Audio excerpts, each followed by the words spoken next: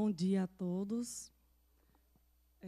Nós estamos aqui hoje para mostrar para vocês os resultados das atividades da CPA no ano de 2014. Lembrando que a CPA significa Comissão Própria de Avaliação, para quem não sabe. Também, para quem não me conhece, meu nome é Viviane. Comissão Própria de Avaliação é a comissão que é responsável pela avaliação interna na instituição, buscando sempre a melhoria contínua. Existiu a obrigatoriedade desta comissão em todas as instituições de ensino superior em outubro de 2004. E a nossa CPA, Univasf, foi instituída através da Resolução 7 de 2005 do Conselho, a qual foi modificada, alterada pela Resolução 9 de 2013. E entre as principais modificações está o fato de que, na Resolução 7 de 2005, o presidente da CPA era indicado pelo dirigente máximo da instituição e, pela Resolução 9 de 2013, passou a ser eleito entre os seus pares. O mandato dos membros é de 4 anos, e mais alguns detalhes, quem são os membros, eu vou falar daqui a pouco. Mas qual seria o nosso objetivo? Por se tratar de avaliação, não significa que a gente tem que fazer todas as atividades de avaliação da universidade. Então, tem que ter muito cuidado para não confundir. A confusão pode ser tão grande que a gente pode estar tendo que avaliar em sala de aula. Não. E isso cabe a cada docente. Ele tem autonomia. O nosso objetivo é contribuir para o acompanhamento das atividades de gestão, ensino, pesquisa e extensão, garantindo espaço à crítica, oferecendo subsídios para a tomada de decisões, direcionamento de ações futuras, otimização e excelência dos processos e os resultados, além de incentivar a formação de uma cultura avaliativa, que, na maior parte das instituições, nós ainda estamos engatinhando. Começamos a dar os primeiros passos, mas a cultura da avaliação ela precisa caminhar mais. Vamos tentar avançar. E quais são os objetivos específicos? Definir como vai acontecer o processo, quais são as diretrizes do processo avaliativo na nossa instituição, sistematizar e analisar as informações que foram coletadas. Nós temos que depositar anualmente um relatório no MEC.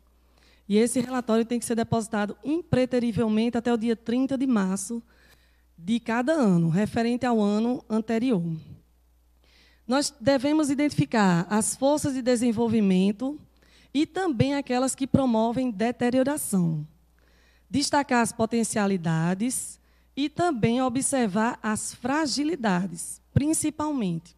E, com isso, contribuir para um redirecionamento, se for o caso, da prática administrativa e acadêmica, nas diversas instâncias, nos diversos setores institucionais.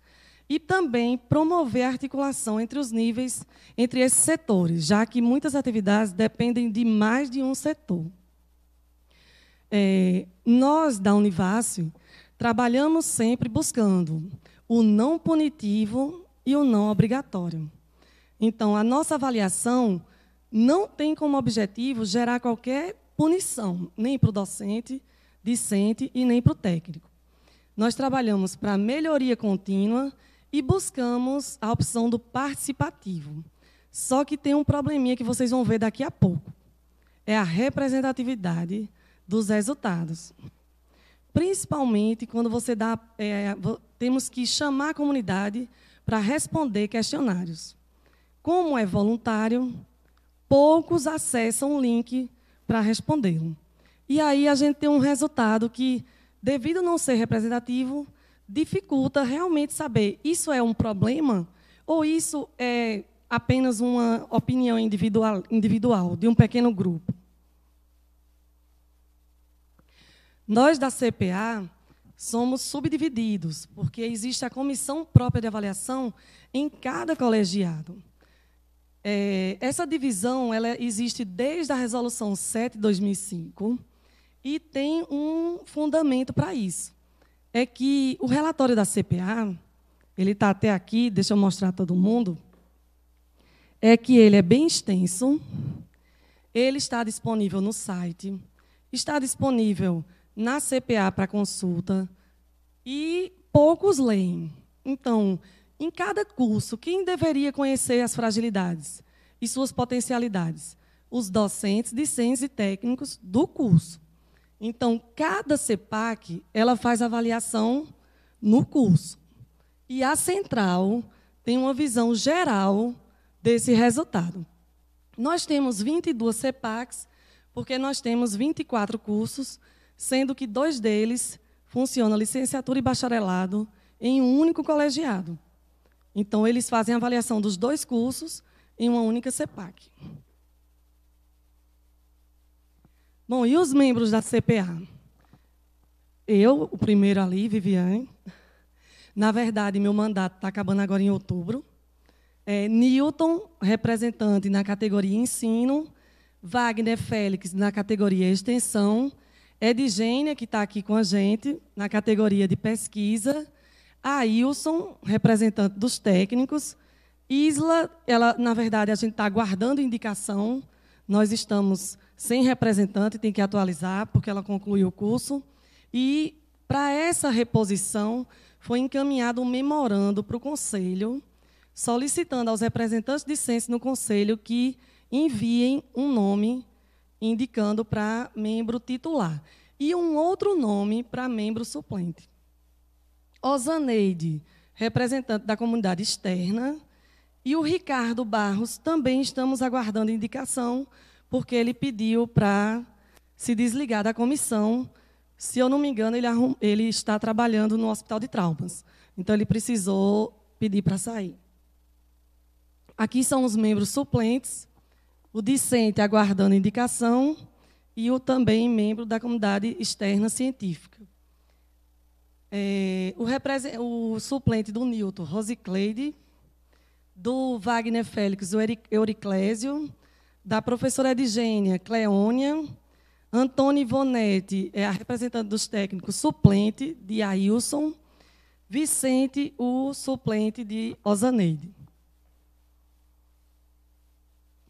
E os membros da CEPACs? Não são 8, como no caso da CPA, são 6. Tem um presidente, vice-presidente, representante pesquisador, extensão, discente e comunidade externa. Apenas um. Bom, aqui só para contextualizar, a avaliação foi de 2014, e no segundo semestre de 2014 nós já estávamos funcionando em 6 campi, porque Paulo Afonso teve a sua primeira turma de medicina ingressante em agosto. Então, nós temos o campo sede, Ciências Agrárias, Juazeiro, São Raimundo Nonato, Senhor do Bonfim e Paulo Afonso. Os nossos mestrados, que felizmente já temos um número considerável, e espero que tenhamos mais. Os mais recentes é o de Ciências Veterinárias, o mestrado profissional em Física e, no ano passado, Agronomia. Aqui são alguns resultados do ENAD e CPC de cursos. Nós tivemos o recredenciamento da nossa instituição agora recente. Os nossos conceitos de curso são muito bons. E, se vocês observarem, só a arqueologia, que tem a nota 1 no ENAD e 2 no CPC no ano de 2011. Mas o que aconteceu aí foi que os alunos passaram por uma prova em que ela seria aplicada para o curso de História e não para Arqueologia. Então, já foram tomadas as devidas providências, na verdade, já está praticamente chegando ao final, todas as ações necessárias, esclarecimentos quanto ao teor da prova, etc. Mas o curso não tem nenhum receio, a princípio, de punição. Ele está atendendo bem ao previsto. Bom, sobre a avaliação, pessoal, é também importante a gente entender que o MEC é que dá as diretrizes. Não é a CPA que cria, dizer assim, eu quero avaliar isso, quero avaliar aquilo. Não é bem assim. Nós trabalhamos com base nas diretrizes do MEC. Então, quando a gente propõe um questionário, não há uma indicação aleatória de questões. Ela é baseada nas diretrizes do MEC. E essas diretrizes, elas nos colocam 10 dimensões, sendo que, no ano passado, foram transformadas em 5 eixos, onde o primeiro eixo passou a trabalhar o planejamento e avaliação institucional, o que antes era feito pela dimensão 8, na dimensão 8. Nesse planejamento, a CPA optou por realizar avaliações baseadas em questionários qualitativos e quantitativos, porque existem espaços para críticas, sugestões, os quais são aplicados a todos os servidores da Univasf. Na verdade, estão disponibilizados para eles, sendo que o acesso à participação é voluntária. E também os discentes, onde essa periodicidade é de 2 anos. Isso quando a gente fala de avaliação institucional e de curso. Se a gente falar de avaliação do desempenho docente, o discente faz essa avaliação também de forma voluntária, só que é semestral, já que a oferta de disciplinas é semestral. Tudo é aplicado através de sistema web, que também veio como uma solução para evitar o desperdício, o grande volume de papel utilizado e também o tratamento dos dados. Embora a CPA faz essa aplicação, nada impede que cada CEPAC decida também, em reunião, aplicar questionários na forma impressa para atender também às diretrizes do MEC. Então, a gente só promove o apoio. Dentro desse planejamento, está prevista a apresentação do relatório, onde essa apresentação é feita inicialmente para os gestores, para os setores administrativos. Por quê? Porque são eles que vão fazer as ações, que vão mudar esse cenário, sempre buscando a melhoria contínua. Não é a CPA que deve solucionar o problema. Nós devemos ajudar os setores a identificar os problemas, mas a solução cabe aos setores. E outra apresentação do relatório é essa que é feita para vocês, que, na verdade, a gente está vendo aqui hoje que a adesão é muito baixa. E isso é ruim, porque o relatório é extenso.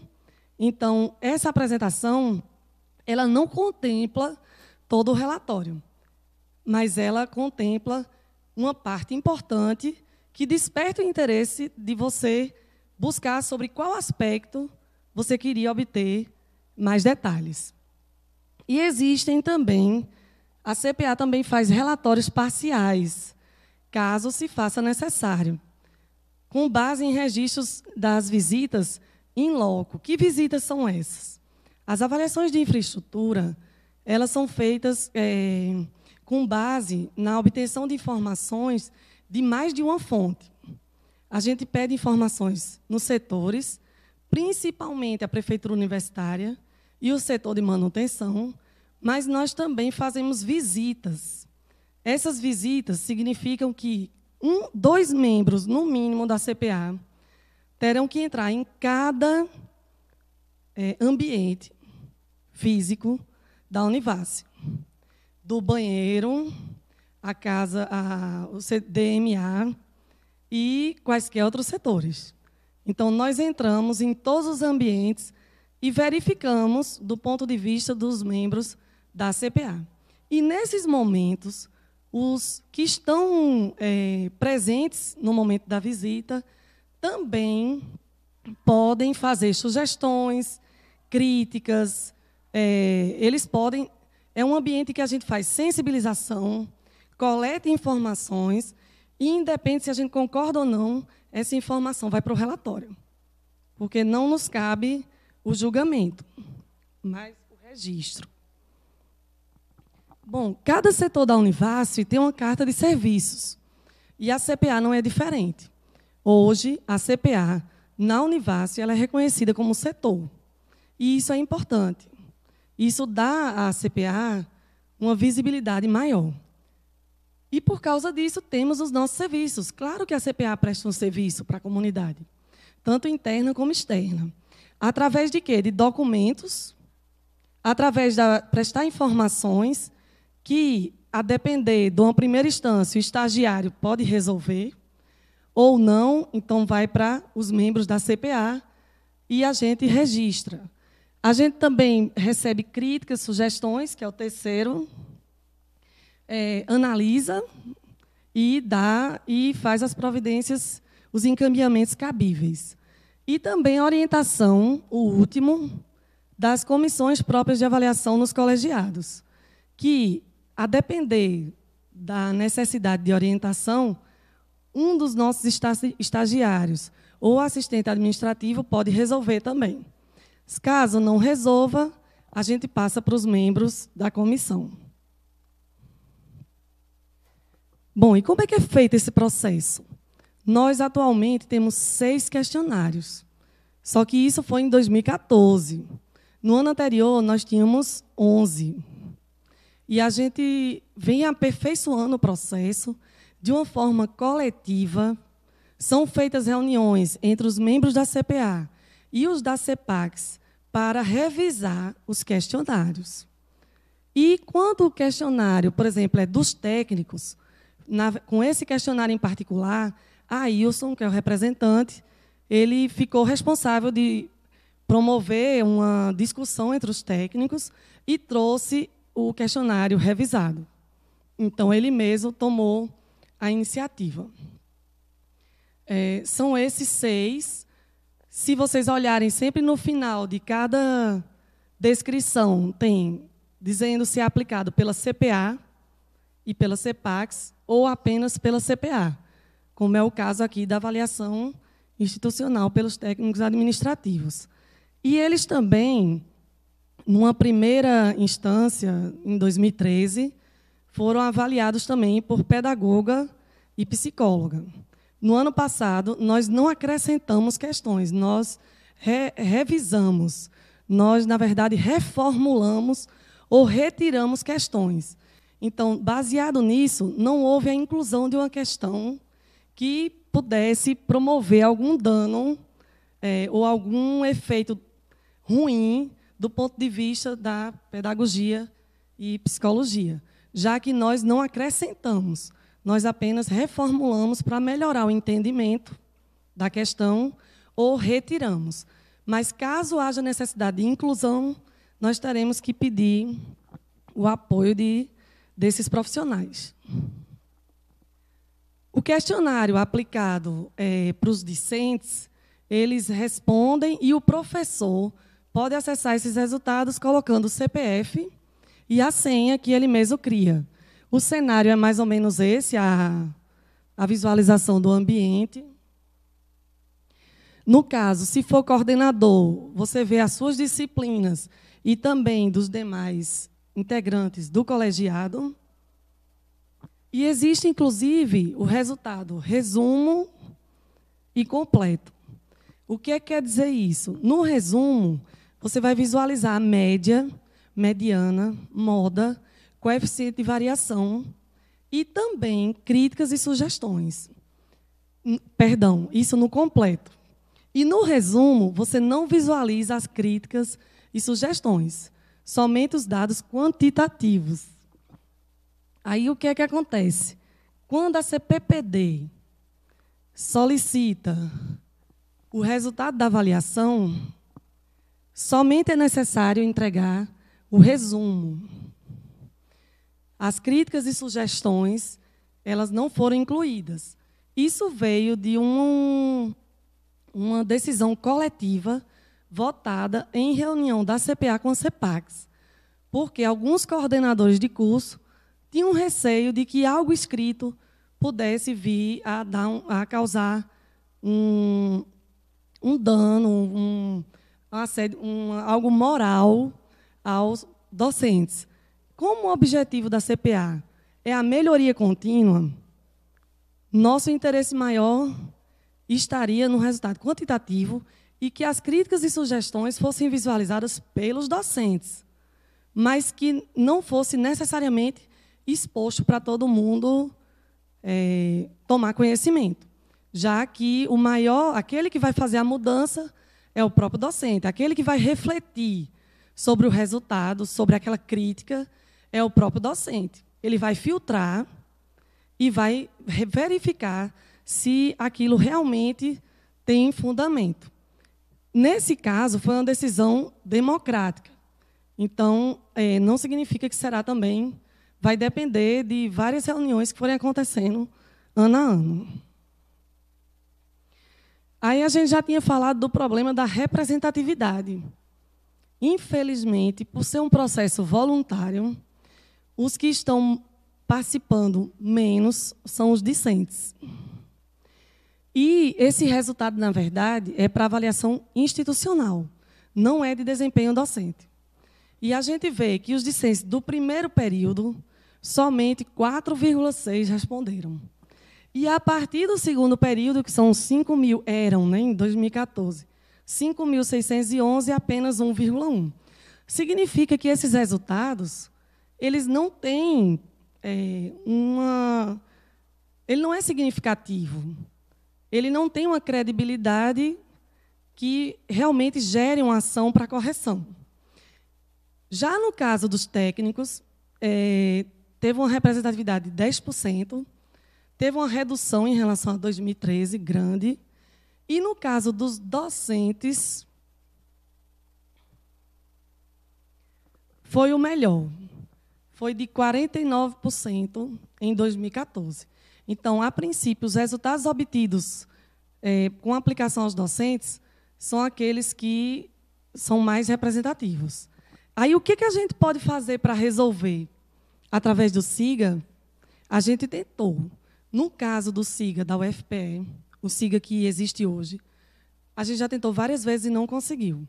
Então, o que a gente vai fazer? Aguardar o SIGA novo, que a gente sabe que não é uma coisa que é feita automaticamente. Existe um processo, e ele é lento, e devemos aguardar.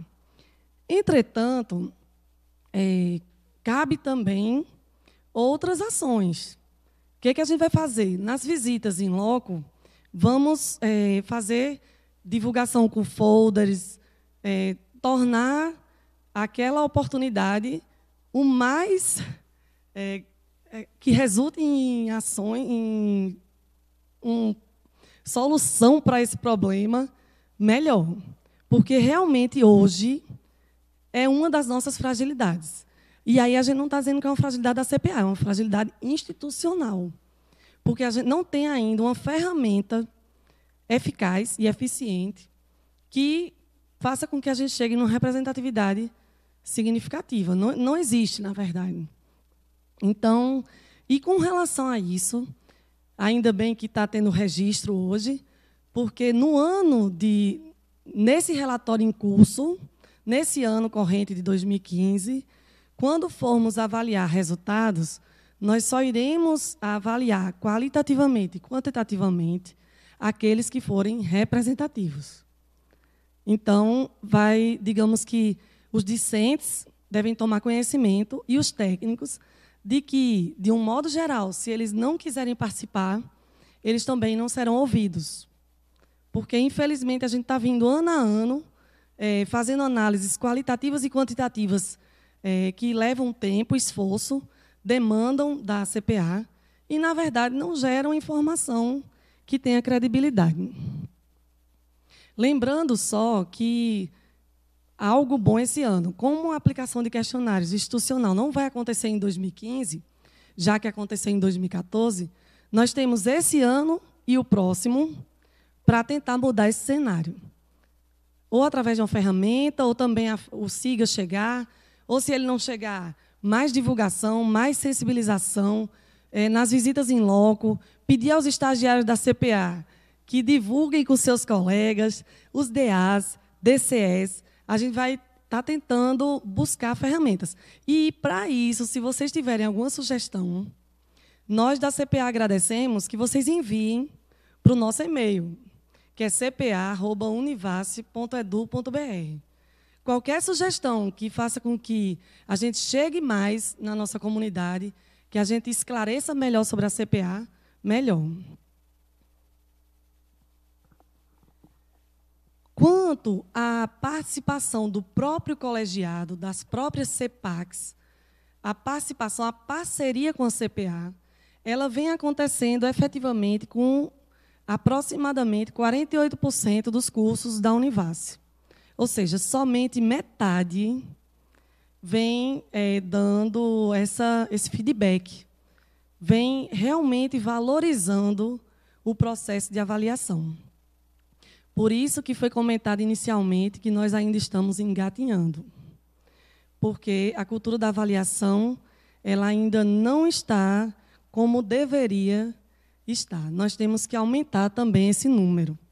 Nós, docentes, nós avaliamos, mas a gente precisa se autoavaliar, assim como os técnicos, assim como os discentes, para que a gente possa, todos os dias, melhorar, desempenhar nossas funções de forma cada vez melhor.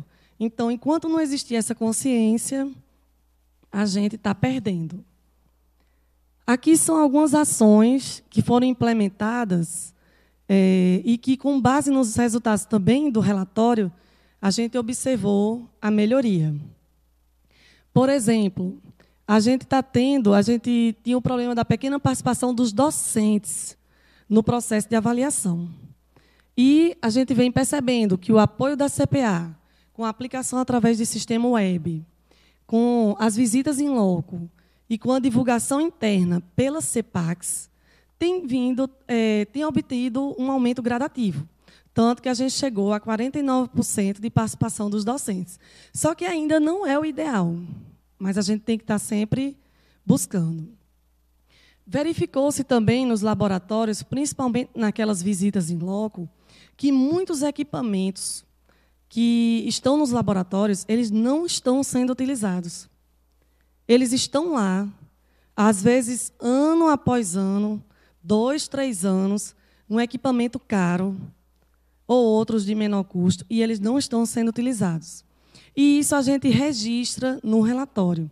Inclusive, eu deixo até essa dica para os docentes técnicos, que se você está precisando de um equipamento, você pesquise no relatório da CPA, porque pode ser que ele exista em outro laboratório, não esteja em funcionamento, e você poderá entrar em contato com o responsável, perguntando se você pode colocá-lo para funcionar, por exemplo.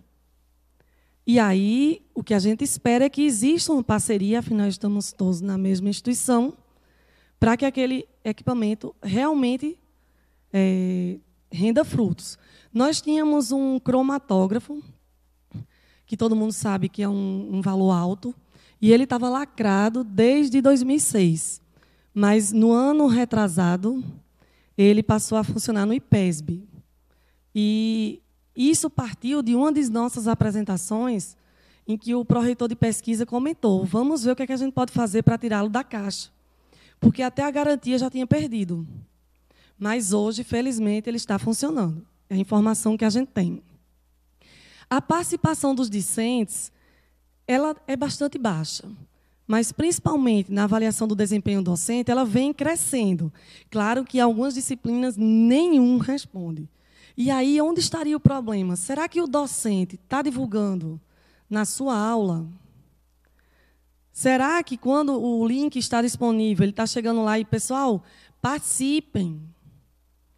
Participem. Porque o que vocês colocarem lá, eu vou analisar e pode contribuir para eu estar ministrando uma aula cada vez melhor nos semestres que virão. Tinha falta de sala de aula em 2012 em São Raimundo Nonato.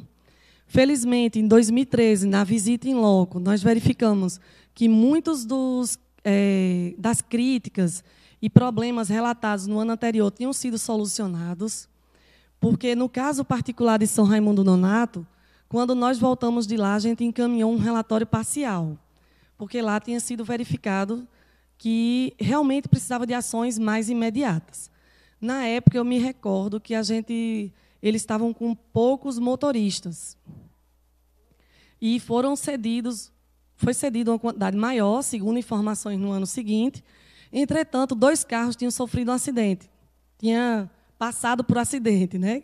Eles tinham tido perda total e, com isso, tinha um motorista agora, mas não tinha o carro. E aí a gente registrou novamente e a gente espera que tudo vá solucionando aos poucos, porque também tem as eventualidades. Dificuldade na locomoção, estão sendo disponibilizados ônibus, e a gente sabe que a satisfação, embora tem discentes aqui, que melhorou bastante. Claro que tem alguns problemas, um dia que fecha a ponte, mas aí isso não seria algo externo. E insatisfação dos docentes com relação à falta de apoio à pesquisa. Foram criados editais, tipo Casadinho, editais internos, que propiciaram aos mestres fomento para a pesquisa que antes não existiam. E também existe uma resolução para a Bolsa de Pesquisa. Se qualquer coisa, vocês me corrigem. Mas essa resolução estaria em andamento. Existência de discentes com baixa renda e que teriam dificuldade de terminar o curso.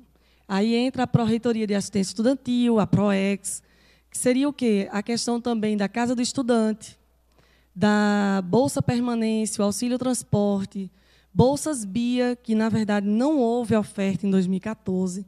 Então, era interessante que a Pró-Reitoria de Extensão verificasse por que não houve e se poderá ser retomado em 2015, porque, segundo, sobre essa bolsa, existiram discentes que relataram na CPA que não deixaram o curso por terem conseguido a bolsa. Então, a gente sabe que ela tem importância e que deveria ser retomada. Insatisfação do desempenho do discente com relação ao desempenho docente.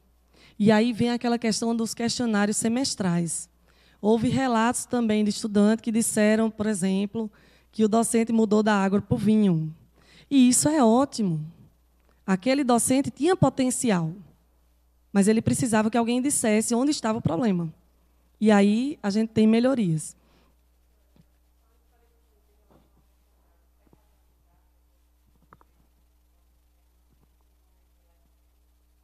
Não, o sistema não está sendo desenvolvido pela STI, de aplicação dos questionários, mas existe a padronização. Todos os cursos utilizam o mesmo, exceto se ele quiser criar um específico e aplicar impresso. Mas não é o que vem acontecendo. A maior parte aderiu, até pela forma como ele foi elaborado. Como a gente elaborou em conjunto com os coordenadores de vários cursos, contemplou a maior parte dos cursos. Então, isso foi muito bom com relação à nossa avaliação, porque a gente pode, inclusive, ter uma certa padronização e isso facilita a nossa análise. Agora, a questão do STI, não, ainda não. A gente pode, inclusive, verificar se esse ano a gente consegue esse apoio. Mas, nos anos anteriores, a demanda da STI não permitiu que nos ajudasse nesse sentido, porque são 6 questionários. E aí houve um pouco de dificuldades e a gente acabou implementando internamente na CPA, através de um estagiário na área de computação. Necessidade de ampliar a participação dos técnicos e discentes no processo de tomada de decisão da universidade.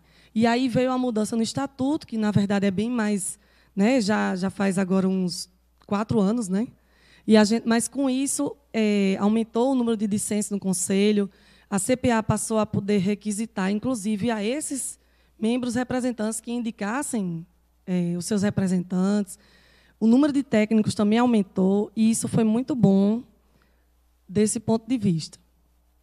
Insatisfação com a dificuldade de comunicação da administração e também principalmente através dos mecanismos de aquisição de equipamentos.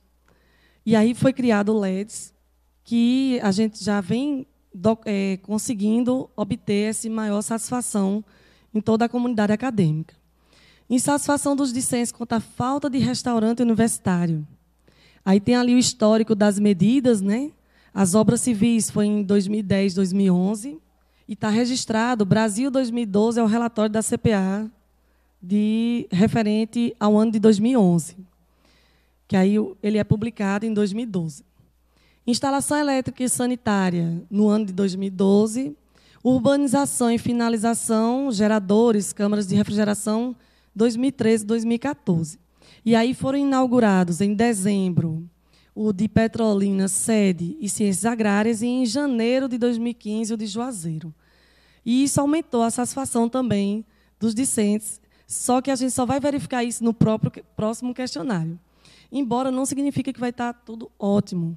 Mas antes, realmente, não existia nenhuma satisfação. Assim, era um percentual muito grande que analisava como ruim a questão de cantinas e a falta de um RU. Hoje ele existe. Aí vai caber agora buscar a melhor gestão possível desses RUs, que a gente sabe que não é fácil. Mas a gente vai ter que estar sempre buscando. Eixo 2. São 5 eixos. No eixo 2, a gente vai estar trabalhando as dimensões 1 e 3, que eram aquelas 10 dimensões do início do processo de avaliação, que se refere ao PDI, a missão institucional, né? E a 3, que é a responsabilidade social da instituição. Lembrando que a gente não existe todo esse conteúdo aqui, não, mas apenas alguns aspectos. Até porque a gente passaria aqui, no mínimo, acho que às 24 horas. Mas seria por aí, para verificar todos os gráficos. São mais de 150 figuras. Então, não daria tempo. Mas a gente colocou alguns aspectos principais. Para a gente saber se a gente está atendendo a missão que a Univas se propõe, a gente precisa conhecer quem são esses discentes que estão sendo atendidos, de onde eles são. Porque a missão da Univas, entre elas, está atender a essa região do Vale do São Francisco. E a gente tem que, em torno, mais de 90% dos nossos inscritos são do Nordeste, e um pequeno percentual do Norte, Sul, Sudeste e Centro-Oeste. Então, a princípio, estamos atendendo prioritariamente, digamos assim, ou principalmente a região Nordeste. Aqui nós temos o número de vagas. Nós começamos com 530 e hoje ofertamos 1.370. Houve algumas reduções intermediárias ali em 2011 e 2013. Em 2011, foi devido à redução de 50 vagas de Senhor do Bonfim por falta de sala de aula, mas, felizmente, em 2012 foi sanado e a oferta voltou. Em 2013, foi a redução de uma das entradas de medicina veterinária. E, em 2014, voltou a subir pela oferta de 40 vagas para o curso de medicina em Paulo Afonso. Com a adesão ao SISU, é inquestionável que a concorrência aumentou bastante. A Univasf, ela é bastante procurada. Ela realmente, entre os vários aspectos observados, ela se faz necessária, porque ela atende uma demanda enorme. Você veja que o número de candidatos inscritos, 53 mil em 2010, e em 2014, 53 mil, um pico de 76 mil em 2012, e a concorrência se mantém bastante elevada também, principalmente após o SISU. Essa tabela mostra a concorrência por curso. Quais são os cursos que estão sendo mais procurados na Univasf? Não há dúvidas que medicina, em qualquer universidade, ela é bastante procurada. Mas também educação física, licenciatura, administração e os demais cursos, sendo que os 3 primeiros foram medicina, educação física, licenciatura e administração. Esse resultado é de 2013. Ele está aí porque a gente achou o resultado de 2014 um aspecto muito interessante que valia a pena comparar com o ano anterior. É que em todos os anos anteriores, medicina do campus sede era o mais concorrido. Todos. Só que em 2014, houve uma inversão de medicina do campus sede com educação física bacharelado. Então, você veja que não foi mais medicina do campus sede.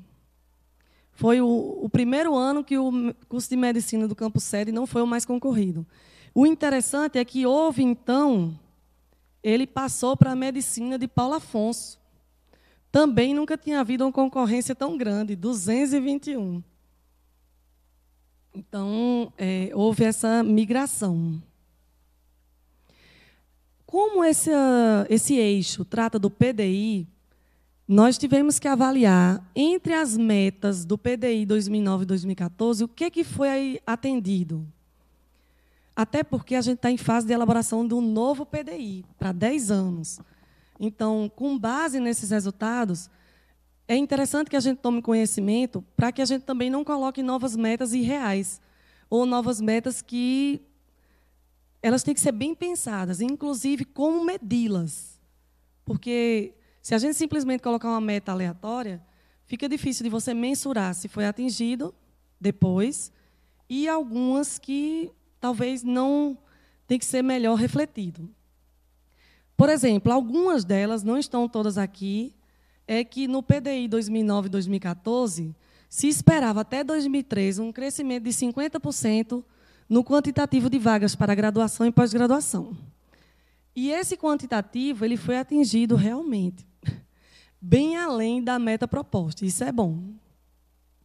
Quanto à oferta de pelo menos 2 cursos de mestrado, até 2014, foram ofertados 8 ao invés de 2. Então, isso também foi muito bom. 2 cursos de doutorado acadêmico. Aí isso nós sabemos que nós não temos e que nós precisamos urgente de ao menos 1. Então, essa meta não foi atingida até 2014. 20% de crescimento na oferta de cursos de pós-graduação lato sensu, também atingida. Este último, qualificar, vou pular alguns, não, todos, né? 20% de crescimento no quantitativo de bolsas de iniciação científica e pós-graduação, também. Qualificar em nível de pós-graduação 20% do quadro de servidores. E a gente também conseguiu atingir esta meta. Estimular a consolidação do desenvolvimento da pós, dobrando o número de mestres formados na instituição, ou seja, os egressos. Então, a gente também conseguiu um número alto de egressos até 2013. Aumentar a diversidade e diversificar o número de grupos de pesquisa. Então, nós tínhamos 34 grupos de pesquisa em 2009 e, em 2014, 88. Nessa meta de criação de 8 cursos de licenciatura na modalidade à distância, é uma das metas que não foram cumpridas até 2011. Se vocês olharem ali, o prazo é 2011. Mas, atualmente, nós temos 5 licenciaturas presenciais e foi ofertada a licenciatura em pedagogia. E está prevista uma segunda oferta de pedagogia e também para biologia e educação física. Entretanto, está ainda aquém da meta do PDI. Então, neste novo PDI, uma das metas que devem ser reavaliadas ou definidas de uma forma mais, digamos, discutida, é quanto a essa meta aqui. Se ela vai ser mantida ou se não há necessidade e se colocar uma justificativa e fazer realmente uma nova meta. Será que ela era necessária? Se ela for necessária, tem que manter para o novo PDI, que são os próximos 10 anos. Implementar 2 novos programas de incentivo à cultura e artes, e foram implantados 23. Reduzir em pelo menos 20% o nível atual de evasão. No PDI, a CPA, os membros da CPA não encontraram como mensurar. Por isso que fica aqui também a questão de refletir sobre o fato de todas as metas elas serem bem discutidas e também definido como quantificar. Porque quando coloca ali 20% na evasão, uma das formas que a CPA encontrou foi avaliar o número de desligamentos que vem ocorrendo. E, na verdade, esse número é muito alto. Em 2009 foram 29 e... Aliás, de 2005.1 a 2009.1, e depois, de 2009.2 a 2014.1, 299. Então, um número alto, que existe justificativa para isso. Porque se você também mantiver o discente na instituição, é um custo maior do que você promover o desligamento e abrir essa vaga para outro discente, através do PSPVO, poder ingressar. Se o discente realmente quiser continuar, ele entra com um recurso. E se ele estava ali só ocupando vaga, só impedindo que outro discente pudesse estudar, ele realmente seja desligado. Então, há justificativa para manter a resolução do desligamento. Porque aquele aluno que está ali e não quer cursar, ele está tirando a vaga de outra pessoa. Mas foi um dos aspectos que a gente avaliou para mensurar a evasão. Porque no PDI não dizia qual era o aspecto exato que a gente deveria levar em consideração. Adequar todas as construções da instituição para a acessibilidade às pessoas com deficiência. E a gente sabe que os prédios novos têm. Eu não sou da área, então, do que eu ouvi, inclusive dos avaliadores externos, faltam alguns itens e, do ponto de vista de avaliação da CPA, a gente vê principalmente também a dificuldade da locomoção intracampus. Então, e intercampus também. Mas aí seria uma problemática maior, porque os campos são muito distantes. Mas até o prédio há uma dificuldade. E somente o prédio que está, a grande maioria dos prédios novos, eles estão levando em consideração a questão da acessibilidade. Só que quando a gente recebe a avaliação externa, se um deles não tiver, eles colocam que a instituição não tem. Ou seja, hoje, o que é que a Univas quer fazer? Já está trabalhando nos prédios novos, levando em consideração a acessibilidade, certo? Só que vai ter que começar a agir nos prédios antigos e melhorar essa acessibilidade. E também a questão da locomoção dentro do campus, entre os prédios. Então, a gente colocou ali meta parcialmente alcançada. Nós, da CPA, colocamos meta parcialmente alcançada. Mas os avaliadores externos colocam não. Porque não adianta um prédio estar com acessibilidade e o outro não. Então, para a gente é parcialmente, para eles é não. Fomentar a criação de periódicos com corpo editorial multi-institucional. A meta era essa. Nós temos o periódico na área de pesquisa da PRPPG, só que, segundo o site, o corpo editorial não é multi-institucional. Então, por isso que tem que observar o PDI. Na verdade, cada setor deveria ter uma cópia do relatório da CPA e uma cópia do PDI em cima da mesa ou num local de fácil visualização. Porque a maior parte dos setores, ele age sem observar o que é que foi planejado para a instituição. Então, só algumas coisas que a gente deve estar sempre observando.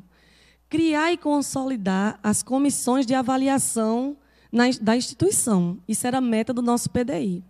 Felizmente, a CPA, hoje, ainda falta melhorar, e muito. Mas nós estamos, como se diz, estamos saindo de engatinhar para andar. Então, a gente já existe, está consolidando. O que faltou entre as comissões foi a CAEG. A gente, da CPA, nós, da CPA, encaminhamos uma proposta de criação da CAEG no ano de 2013. Que essa CAEG é a Comissão de Avaliação dos Egressos. E ela ainda não foi instituída. A CAP estava prevista no PDI, que é a Comissão de Avaliação do PDI. Ela existiu e eu não tenho conhecimento do relatório final, mas eu creio que ele existe, a gente pode até solicitar. O relatório final da CAP, que essa comissão, a CAP, é a Comissão de Avaliação do PDI. E a CAEG, eu também obtive informações na última apresentação para a gestão, que a Pró-Reitoria de Ensino teria acenado que estaria tomando conta dessa solução. Então, isso foi bom. Eu creio que nesse ano ainda a gente terá, não necessariamente com o nome CAEG, mas um setor que fique responsável pela avaliação dos egressos. E isso foi acenado na reunião do dia 15 com a gestão, 15 de maio desse ano. Aí, no eixo 3, pessoal, o eixo 2 era a avaliação do PDI. E o eixo 3, ele vem para as políticas acadêmicas, de ensino, pesquisa, extensão, gestão, comunicação com a sociedade e política de atendimento aos discentes. Nesse caso, com relação à pesquisa, a CPA tem um levantamento de bolsas, incentivo à pesquisa. E a gente colocou aqui 2012, 2013 e 2014. E observamos o quantitativo. A gente tinha observado, por exemplo, PIBIC, CNPq. A gente tinha 94, ela aumentou para 96 e 103 em 2014. E é isso que a gente espera, porque o número de discentes está aumentando. E o número de docentes também. Então, é necessário que ela aumente. O número de PIBIC com apoio da Univasf não aumentou. Desde 2010, na verdade, que se mantém em 25. Então, caberia também uma reflexão, um estudo sobre isso. Será que não precisa aumentar com base na demanda, com base no número de inscrições para a seleção do PIBIC? Ou realmente existe? Então, a gente teria que ter um aumento desse número, caso o estudo se comprove. Bolsas FAPESB também aumentou. E PIBIT, que é o apoio à inovação tecnológica, se mantém constante também com 5, 5 e 5, desde 2012. Então, fica aí para a gente a análise desses números e o que a gente espera é que ele esteja sempre aumentando. Essas bolsas da pós-graduação, a gente não comparou, porque, na verdade, foram criados cursos novos e eles têm uma certa independência no funcionamento, mas o que a gente tem constatado é que a maior parte dos ingressos nesses cursos tem bolsa. Da maioria desses cursos, os discentes estão cursando com bolsa. E as de política afirmativa, a gente vê ali o CNPq mantendo. 2012 para 2013 aumentou uma. E o dado de 2014 ele veio único, mas se manteve 4 do CNPq e 5 da Univasf. Também pode-se verificar um novo aumento. Já existia um aumento de 2012 para 2013, e aí o setor pode avaliar o aumento para 2015. Das bolsas vinculadas às atividades de extensão, a gente verifica que teve aumento das bolsas PROEST, 2012, 2013, uma redução em 2014, embora, nesse caso específico do PROEST, depende que o pesquisador, aliás, o extensionista, né, ele submeta projeto. Então, vai depender muito de iniciativa de cada docente, da PROEST. E as bolsas PIBEX, que é a bolsa do programa de extensão, ou foram 30, 40, 40. Como se manteve 2013 e 2014, cabe refletir também. Existe demanda para aumentar, então a Univasf também, o setor, avaliar essa possibilidade. E a Bolsa BIA, que é a Bolsa de Incentivo Acadêmico, é aquela que ela é ofertada para alunos que vêm de escola pública, primeiro, segundo, terceiro ano, e que no primeiro período, aqueles que tiveram melhor desempenho podem receber a Bolsa BIA. E ela é uma das opções que o discente destacou que não deixou o curso por causa dela. Ela também é uma bolsa que ajuda bastante. E houve a 40 em 2013, e em 2014 não houve. Na verdade, o interessante é que teve em 2011, não teve em 2012, aí existiu em 2013 e não existiu em 2014. Eu espero que exista agora em 2015. Se seguir a mesma tendência, vai existir. E nas bolsas que são vinculadas à Pró-Reitoria de Assistência Estudantil, tem uma redução na Bolsa Permanência, que, pelo que a CPA, os membros procuraram se informar, houve uma migração do tipo de bolsa para outra modalidade. E aí cabe ao setor realmente verificar se foi isso ou se poderia ser retomado. Na avaliação dos docentes quanto às atividades de ensino, pesquisa e extensão, lembrando que 49% responderam, então faz mais sentido a gente estar observando isso aqui, Nesse gráfico, para facilitar, observe que péssimo e ruim é o azul e o vermelho. Cada início de colunas, os dois primeiros, péssimo e ruim, e à medida que você vai para o lado direito, você vai melhorando essa avaliação. Por exemplo, o roxo é o bom. Então, a gente observa que, para dimensionamento da carga horária dos docentes, cerca de 40% consideram que é boa. E em torno de 28% que é excelente. Então, cerca de 30, 40 com... Isso. Quanto? 68%. 40 daqui do roxo, mais 28 que avaliaram como excelente. Então, 68% avaliaram como excelente ou bom. Significa que mais da metade dos docentes estão relativamente satisfeitos com sua carga horária. Embora o verde, que é o regular, tenha um número elevado também, mas regular nem está bom nem está ruim, está bom. E o número de péssimo é 0. Que bom. Isso não é o que a gente observava antes. Logo no começo, a carga horária dos docentes era muito maior do que ela é hoje. Então, a gente já avançou bastante. Quanto ao mecanismo de estímulo à formação, à atualização pedagógica, o verde é o regular, né? E o roxo é o bom. Somente 22%, 23% afirmaram que era bom. E para 32%, mais ou menos, é apenas regular. Um número significativo, cerca de 18%, 19%, disse que era ruim. Enfim, a gente precisa observar um pouco mais. Quanto à autoavaliação, quanto à prática docente em sala de aula, a grande maioria destacou como bom. Políticas para a capacitação dos docentes, regular ou bom está ali próximo de 30%, ou seja, quase 60% considera que é bom regular. O apoio à produção científica, técnica e cultural, que aí entra a questão de apoio à pesquisa,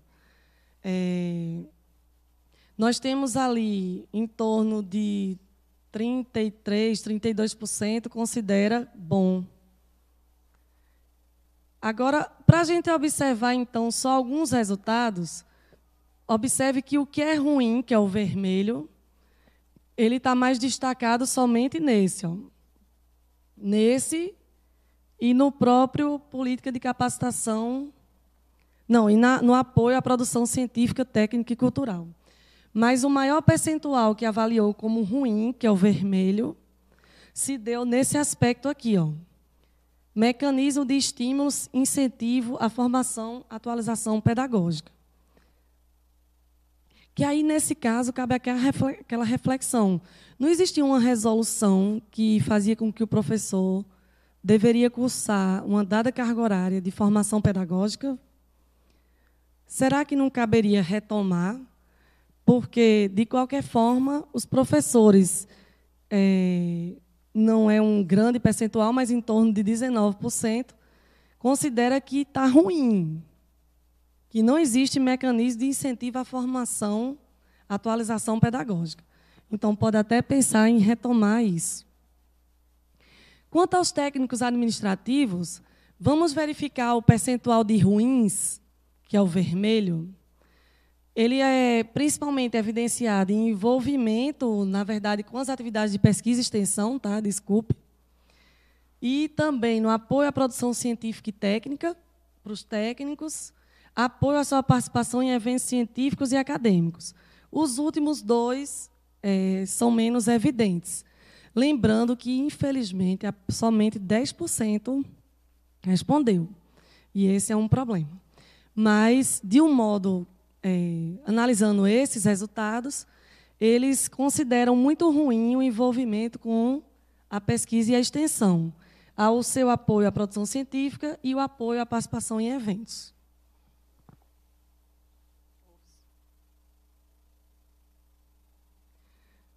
E a avaliação pelos discentes.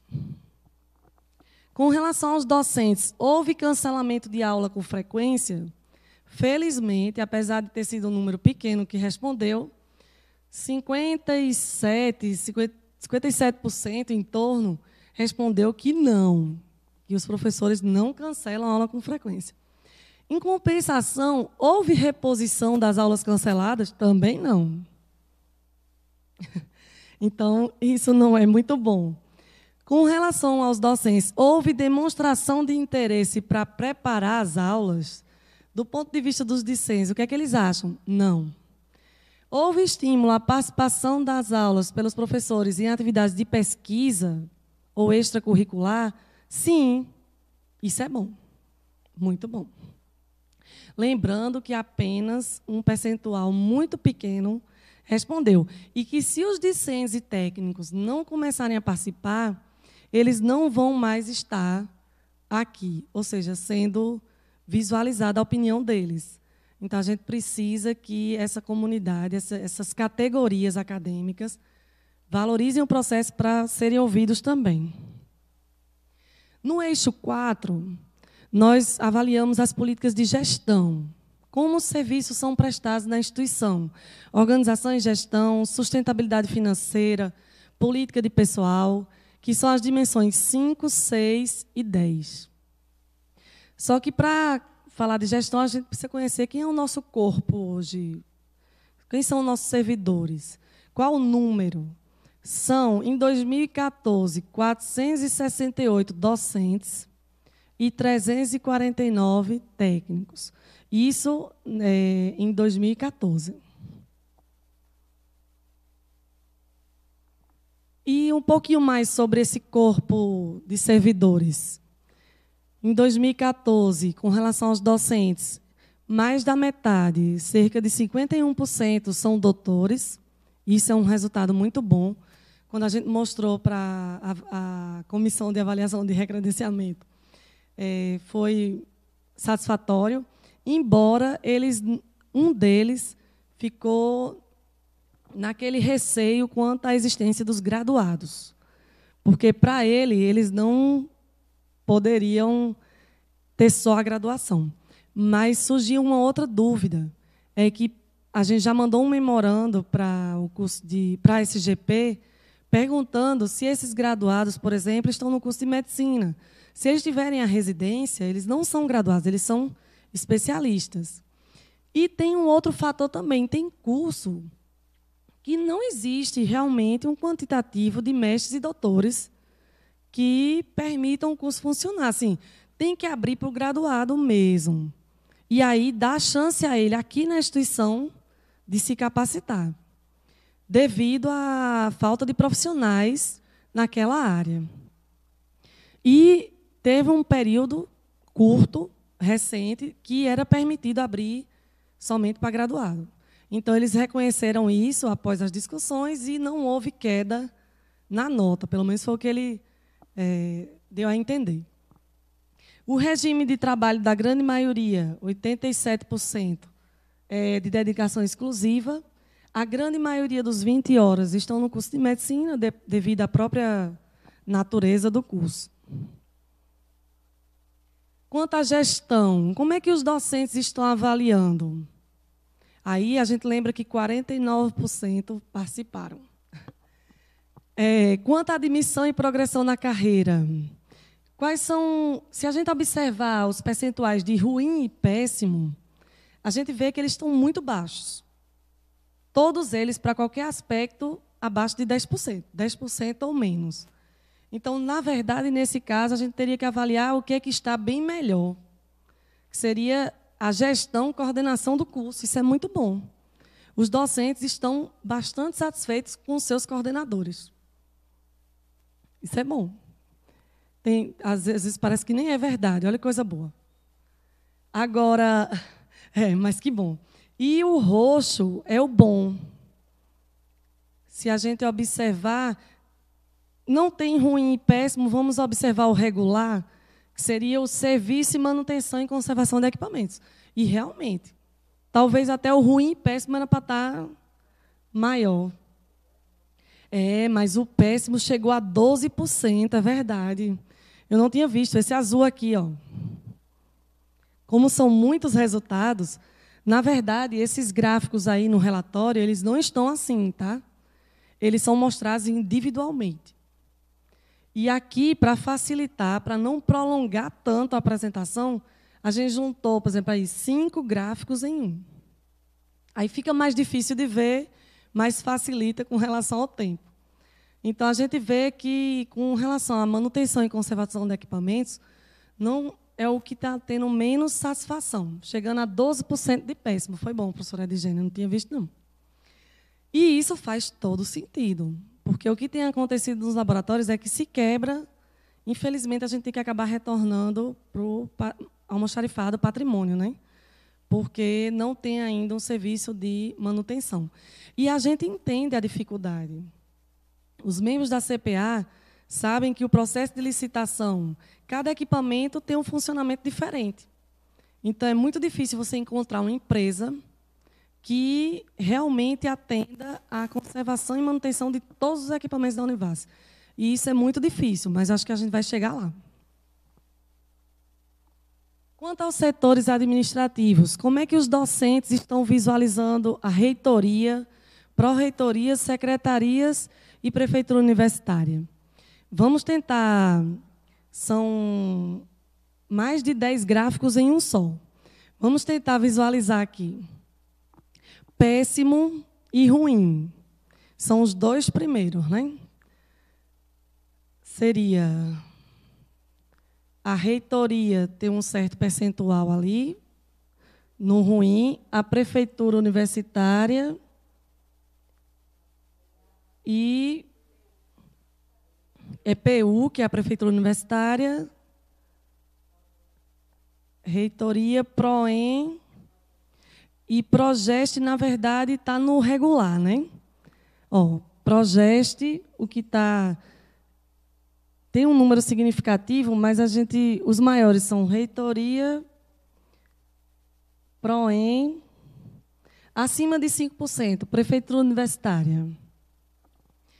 E observando, junto com esses, vamos observar o bom, porque quando a gente diz, um número considerável, mas é próximo a 5%.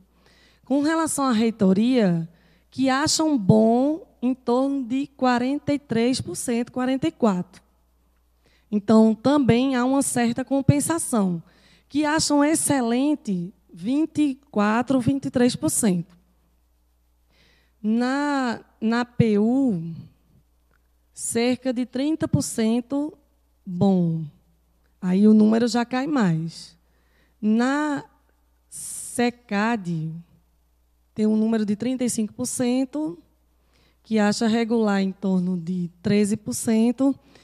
Aí fica para avaliação de cada setor, já que o número de docentes que respondeu foi considerável. Sim, outra coisa que a professora Edgênia lembrou aqui, que é muito importante. Se você observar o não sei, que é o último, com relação à CAC, 22% mais ou menos dizem que não sei, ou seja, possivelmente ele não sabe quais são as atribuições do setor. Então, como é que ele sabe se está prestando um serviço bom? Se você for para a PU, o não sei vai para 31%, 32%. É um número muito elevado. Se for para a SECAD, Secretaria de Administração, não sei vai para quase 40%. Se for para a PROAI também, SEAD, 30%. SGP está excelente, isso é bom.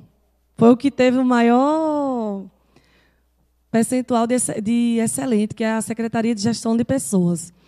Agora, justamente, e com relação a esse não sei, o que os membros da CPA avaliaram é que, como eles avaliaram outros setores, e somente esses colocaram não sei, isso pode estar relacionado com o fato deles não conhecerem quais são as atribuições. Então, como eles não são afetados diretamente, ou são, mas não sabem de onde está vindo a ação, eles não têm como avaliar. O que fazer? Divulgação das atividades de cada setor. Isso vem sendo feito. Está tendo umas divulgações, acho que através do Face.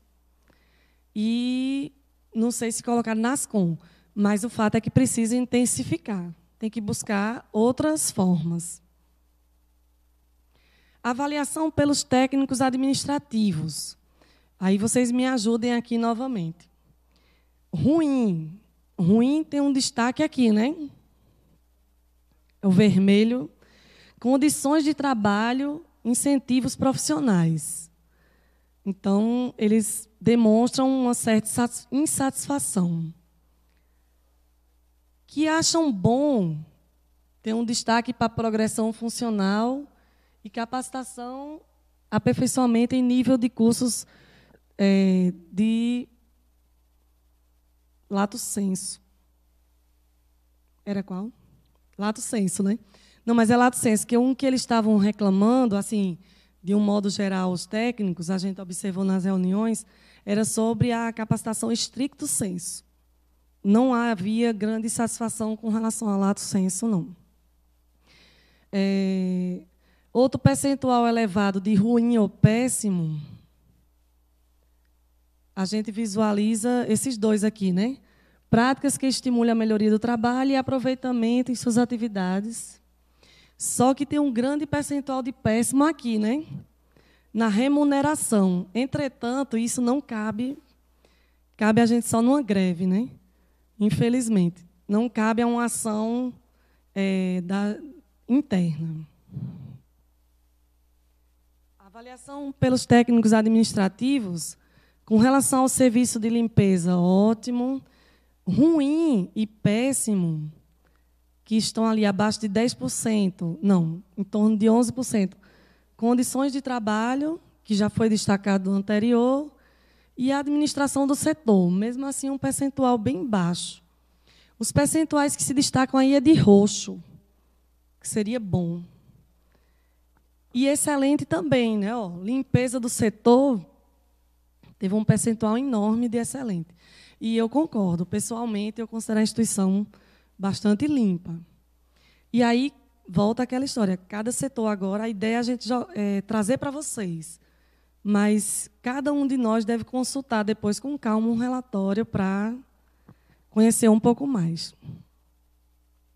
E por último, pessoal, está acabando, no eixo relacionado à infraestrutura, a gente tem também os resultados de avaliação.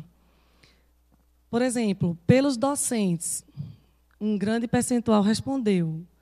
Condições dos laboratórios, vamos ver o vermelho, espaço de convivência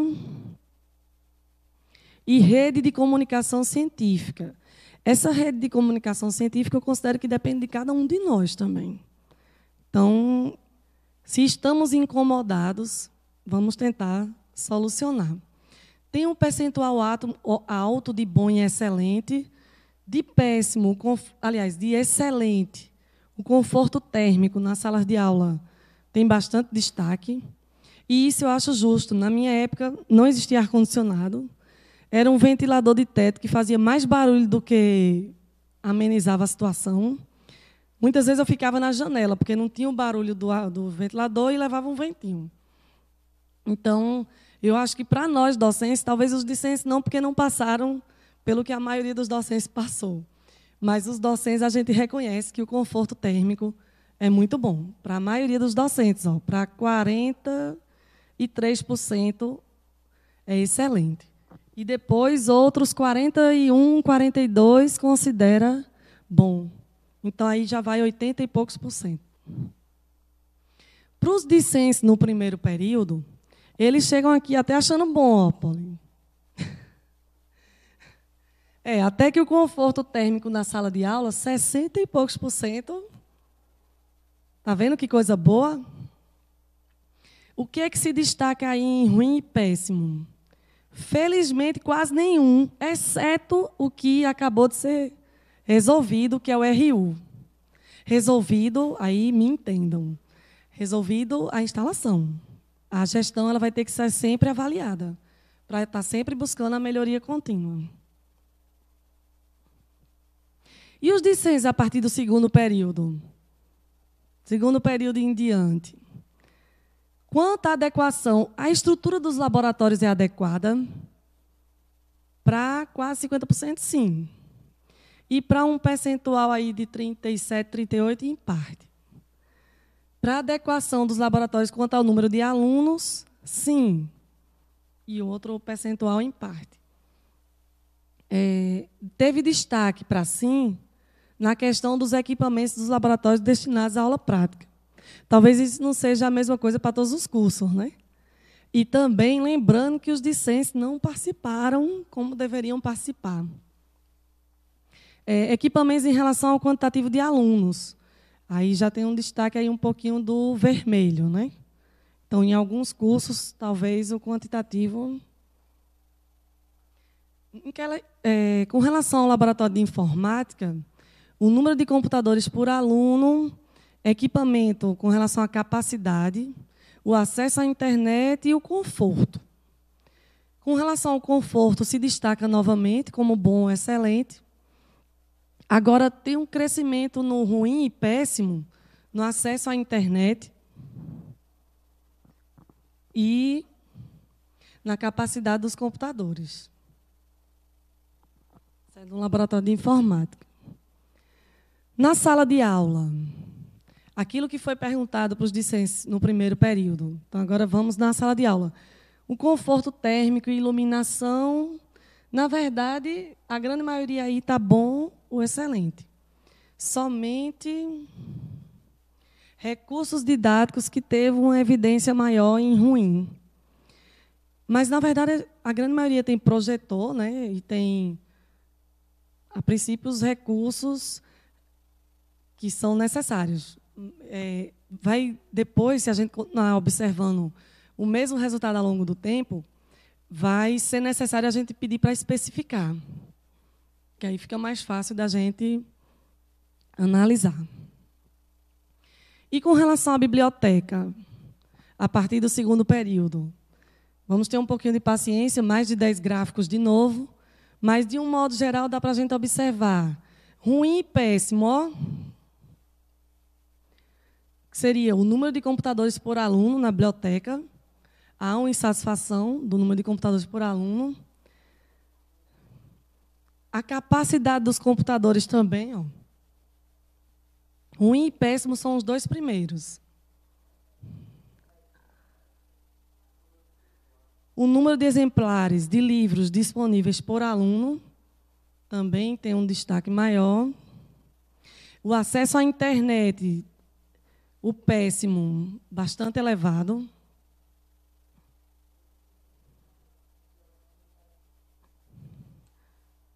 Existência da bibliografia indicada pelo professor está razoavelmente... Não é, Carol? Porque é bom, regular e excelente ficar em torno de 25%. Então, aí já vai 75%, por incrível que pareça. Então, há uma certa satisfação. Embora, lembrando que o percentual era baixo, ou seja, vocês têm que nos ajudar a divulgar. Vocês têm que nos ajudar a fazer com que todos participem. Caso contrário, esses gráficos não vão mais nem existir.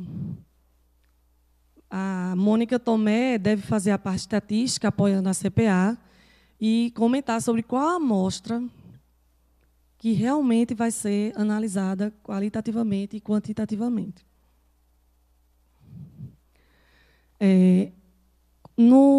Dos discentes a partir do segundo período, quanto às instalações e serviços de apoio à comunidade, há uma insatisfação muito grande com relação às cantinas, instalações para desporto, né? Então, são os dois principais. Sanitários, reprografia, está bem. A Xerox também tem um número bastante elevado de péssimo, 20%, outros 7%, 6% como ruim. E pelos técnicos administrativos, as dimensões da sala de trabalho, qual é o que tem uma evidência grande de ruim? Esse último, plano de expansão e de atualização de equipamentos.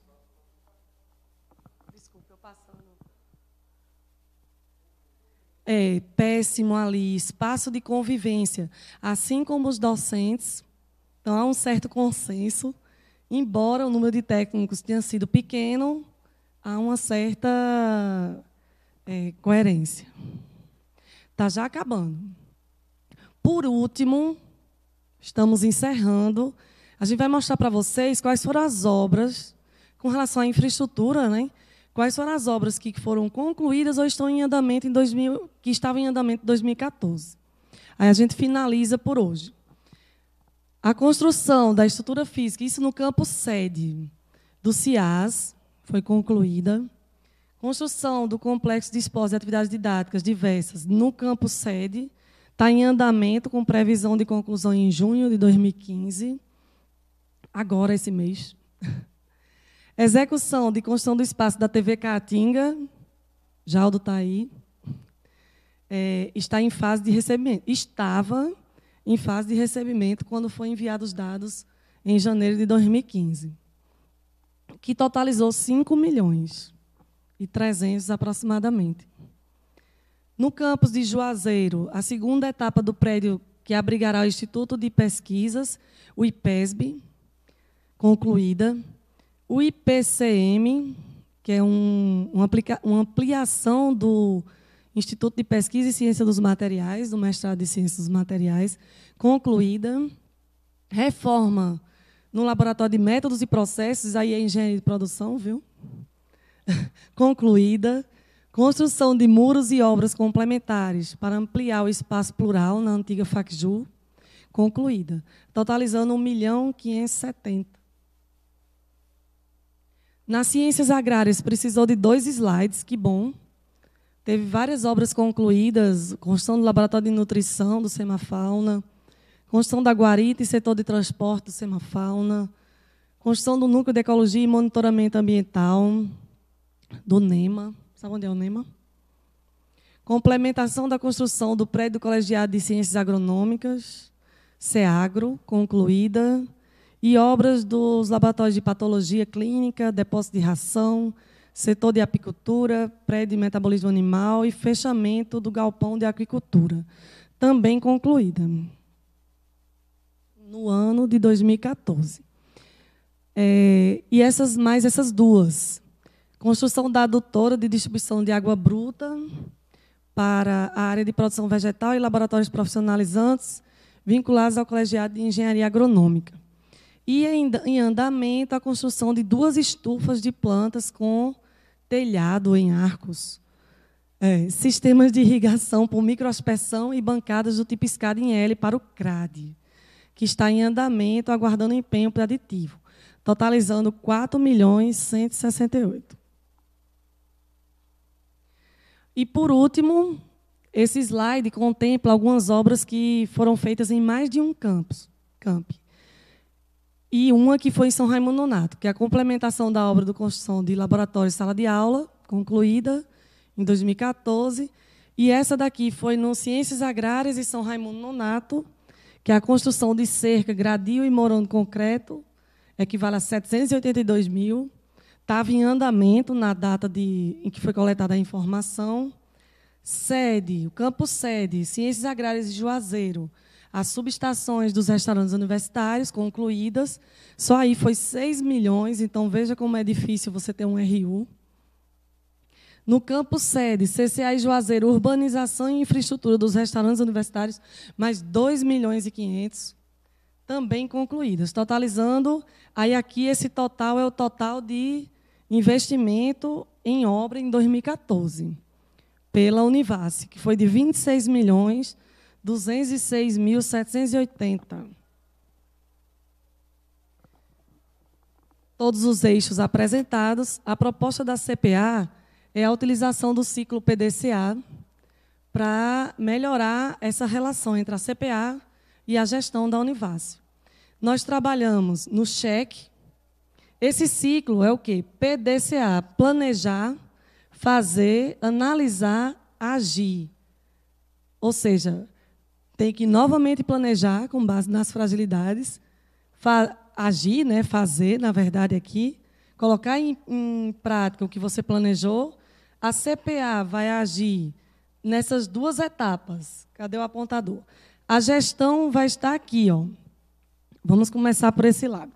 Nós fizemos essa etapa no ano 2014, nós levantamos todos os dados e agimos, enviamos cópias dos relatórios para a gestão, apresentamos os resultados, encaminhamos 11 sugestões para a gestão superior e cabe agora a gestão da continuidade ao ciclo. Eles estão analisando o relatório, observando as fragilidades e as recomendações que a CPA fez e estão elaborando um planejamento. Eles vão mandar para a gente até a final da primeira quinzena de junho, até 15 de junho, um conjunto de ações que foram planejadas com base no relatório da CPA.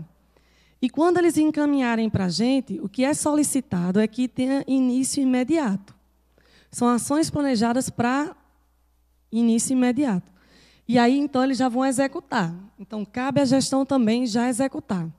E a CPA, novamente, a gente vai continuar monitorando, principalmente as ações que eles colocaram, e outras, a universidade como um todo. Então, a gente vai continuar, e quando for em março do ano que vem, a gente vai estar enviando cópias dos relatórios, apresentando para a gestão, e claro que nada impede que, durante o ciclo aqui, nós estaremos monitorando e trocando informações, como a gente fez com relação ao campus de São Raimundo Nonato.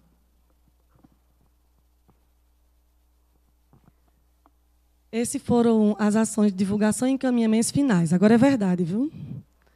A apresentação do relatório para representantes dos setores administrativos, a gente o fez em 15 de maio. Fez um envio de ações até a primeira quinzena de junho, para início imediato.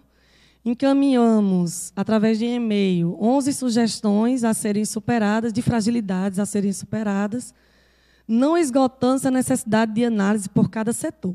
Não é porque nós enviamos 11 sugestões que significa que cada setor não deve abrir o relatório para verificar as fragilidades que eles podem superar. Não esgotamos, não. A gente apenas elencou 11 sugestões. A apresentação para a comunidade acadêmica, que está sendo feita hoje, gravada para poder, quem não pôde estar presente, assistir depois. Divulgação das atribuições da CPA e sensibilização quanto à necessidade de participação durante visitas em loco para avaliação da infraestrutura. A gente vai fazer essa sensibilização durante as visitas. E também, através de e-mail, Face. Nos próximos anos, serão analisados somente os dados resultantes de questionários que tenham dados representativos. Necessidade de maior participação da comunidade acadêmica. São as formas de contato, está vendo que era verdade? Nós temos o celular institucional, 87-9157-9062, o telefone na sala 28 da CPA, em Juazeiro, 74, viu, desculpe, 74-2102-7657, e-mail cpa@univasf.edu.br e tem a página do Face também. E a página da CPA institucional. Pode ser acessada através do site institucional. Então, muito obrigada a todos e até breve, nas visitas em loco e em outras ocasiões também.